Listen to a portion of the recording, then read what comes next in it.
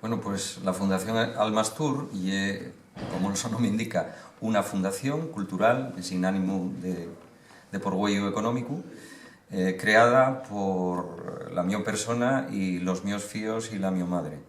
El año pasado quedó inscrita en el registro de fundaciones culturales y, no sé cómo se llaman, sociales del Principado de Asturias, declarada de interés general. Los sus objetivos y el principal, la defensa, esparcimiento, estudio, divulgación de la cultura asturiana en todas sus manifestaciones, tanto patrimoniales como de nueva creación. En este momento, a partir de primeros de este año, está empezando a funcionar ya, de cara, digamos, al exterior. Hasta ahora fue preparación. La primera iniciativa o la primera cosa que se concreta y este convenio de colaboración con Iniciativa Polo Asturiano para echar a andar la xira por la oficialidad.